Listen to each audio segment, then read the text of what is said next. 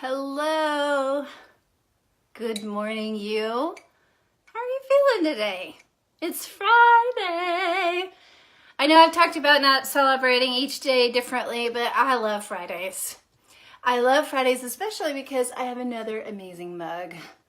Might have showcased this one before, but this one says imagine, dream, believe always. And I mean, regardless of what it says, it has a unicorn on it with a rainbow tail. Like, it's amazing. I love it so much. Hey, good morning, Judith. Good morning. Happy Friday. I've got my coffee started. Good morning, Sarah. Got my coffee going in one of my favorite mugs. I was going to showcase another mug, but I was really feeling this one and felt like y'all probably could relate to the magical unicorn mug this morning. I've got to start off each morning with coffee before I even eat. So I love coffee. Coffee is life. Is that true for you guys too? Well, maybe for some people, but maybe it's tea. I don't know, but I keep hearing about this coffee. It's by the name of, it's Bullet Coffee. Have you guys heard of this before?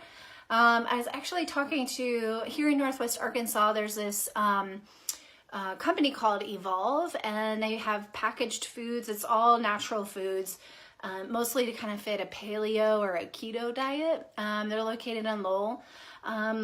Tony, I think is the owner's name. He's really awesome. And so he was telling me a little bit more about this Bullet Coffee. I'm gonna have to check it out because I have a slight obsession with coffee.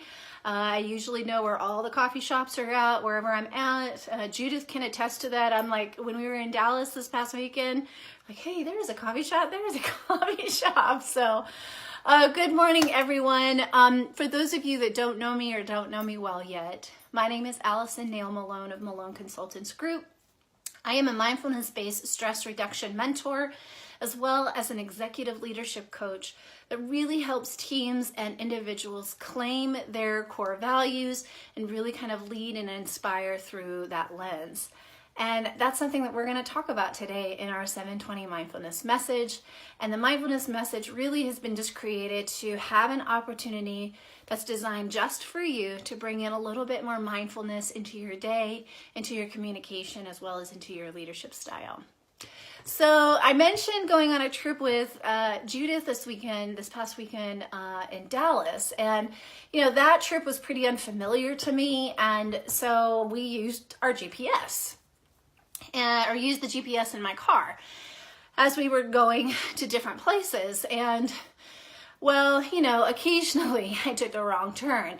Always took the right exit instead of the left exit. That was a fun experience.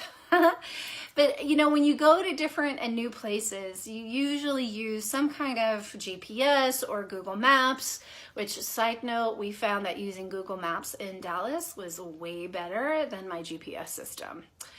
And then for some real old school people, they may still actually use a physical map.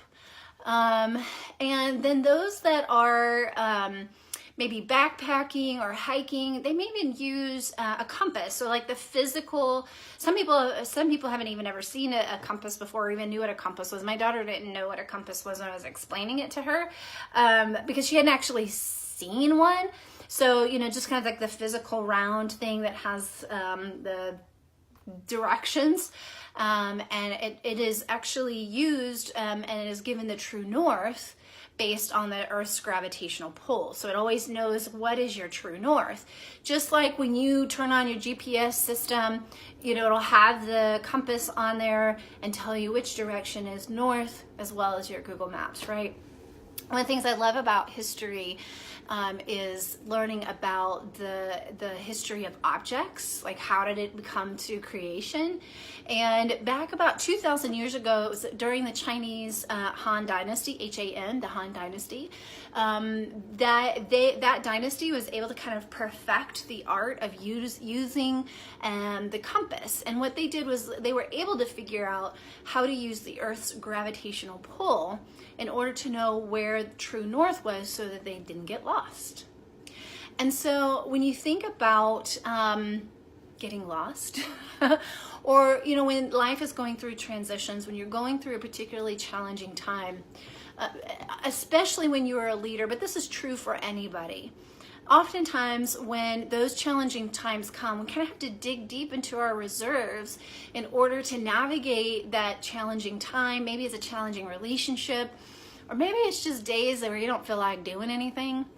And you kind of have to dig into those reserves. And what I have found true for myself, as well as through people that I have connected with, is when you know really what your core values are, you really begin to understand what your true north is, and it really kind of creates this firm foundation for when those challenging times come. Because what I'd love to know is, could you in any given moment very quickly describe to somebody, when they ask you the question, what are your values? What are your core values? Would you be able to answer that?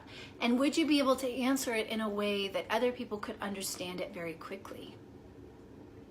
This is actually like really important question when you consider the fact that our fulfillment and sometimes even our level of happiness is directly tied to your core values.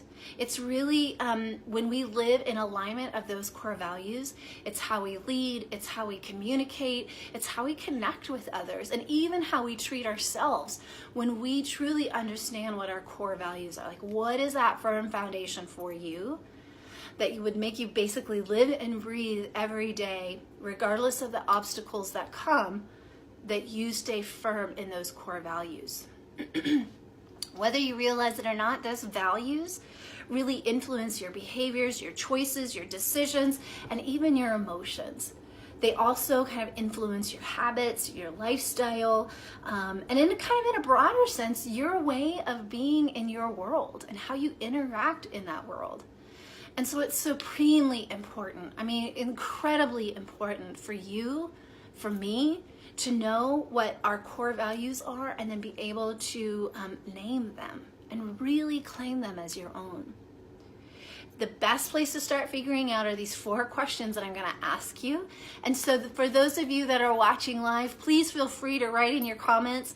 For some reason, I can't see all the comments, so just know that. And then for those of you watching the replay, if you feel comfortable doing so, I invite you to write in the comments below what the answers to these questions.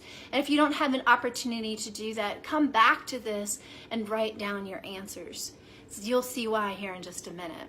So question number 1, now I won't be able to, but if I could give you an extra $5,000, and you could spend it however you want to, and the only caveat to that is you have to spend it in 12 hours, all of it. You can't save it as far as like having it in your pocket. You have to be able to spend it in 12 hours. Like, what's the first thing that comes to mind? And that's the thing with these questions. What's the first thing that comes to mind? Don't overanalyze it. Don't overthink it, which I tend to do. What's the first thing that comes to mind? So for me, when I think about if someone were to give me an extra $5,000 and I had only 12 hours to spend it all, I would think I was going to split it into 3 ways. 1 would go towards any debt that I had, school loans. Number 2 would be I would give some of that as a donation to the nonprofits that I have a heart connection to. And then number 3, the first thing that came to mind was the ultimate date night. What would yours be? Okay, question number 2. So the place that you're living in, if it were to get caught on fire and all pets and animals were fine, and you could literally go back into that house, into your apartment, and you would be safe for 2 minutes to go back in and get the thing or things that are most important to you, what's the first thing that comes to mind that you would grab? So for me, that would be my laptop, my family photos, and then my favorite books. I actually have 3 favorite books that I would take with me. What would yours be? Question number 3. If you could change one thing about the world, I know some of us have a lot that we would want to change. If you could change one thing about the world, what would you change? If you had the magic wand, what would it be? What's the first thing that comes to mind? And there's no judgment as to what these are, right? I mean, it's only for you anyway.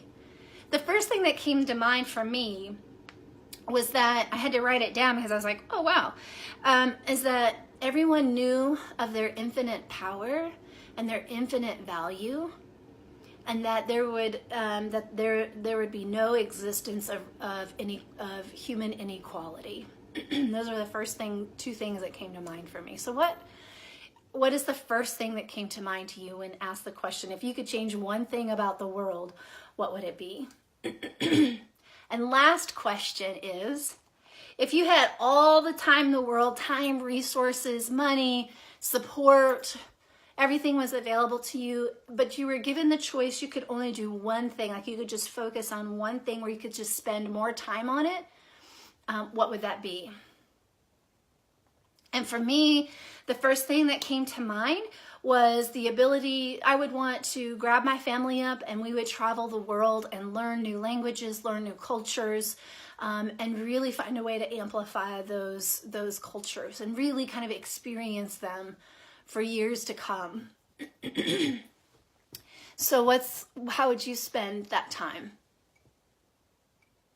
So here's the thing, when you go back and reflect on those questions, on the answers to those questions, there's a pattern there.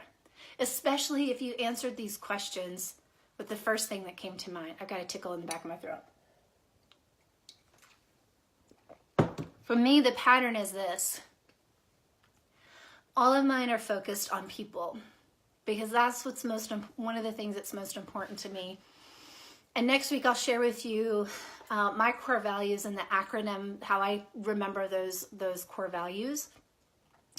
But the thing is that I love people connection and helping people be in a place of empowerment or facilitating in some way that they are empowered and that they have support to be empowered and to be amplified. And I love spending time with people, even though I'm an introvert and I definitely have to have my time alone. My career choices have been around how do I serve and support people. My volunteer choices have been how do I serve and support people. My friendships are very reciprocal in the way that where we support each other and how do we serve and support each other. Even my relationship with my husband is that way. My family is that way, and with my sister especially. And even when I think about the things that I dive into that I feel super passionate about, they are always about having people feel, wanting them to, let me trying to phrase this in a way that is supportive. I'm passionate about the things in which people may not be experiencing the support that they need or want, or to feel like they are empowered. And I'm most passionate about that, whether it's been taken away, whether they've given it away. Like, I'm most passionate about those things. So I'm curious for you. What are the answers, or what is the pattern that you noticed in the answers to your questions? I'd really invite you to kind of dig deep a little bit into this, because this is the beginning of the foundation of really naming and claiming your core values. And sometimes what you thought your core values were may shift a little bit because of life events, because of opinions or beliefs have changed. And so I really invite you to dig deep into this and become mindful of the ways that kind of shows up today. Because I bet you, in the interactions that you have today and some of the decisions that you make today, maybe even some of the conflicts that you experience, this core value question is going to come up and say, okay, how do I navigate this situation, this conversation, this moment, or how do I even celebrate this moment, this conversation, this connection based on my core values? I hope today that you found something really helpful and useful for you. I invite you to either write in the comments below, send me a separate message, or just write it in your journal or on the napkin in front of you. Because this tool is so resourceful and so powerful when you start thinking about navigating your leadership, your communication, and your connections through your core values. Have an amazing Friday. I'll see you back here Monday morning at 7:20 a.m. Central as we continue this mindfulness message around your core values. I will see you soon, and it's possible that I'll be doing a meditation, and I'll advertise it if I do, a guided meditation this weekend, but I'll let you know soon about that. Have an amazing Friday and see you soon.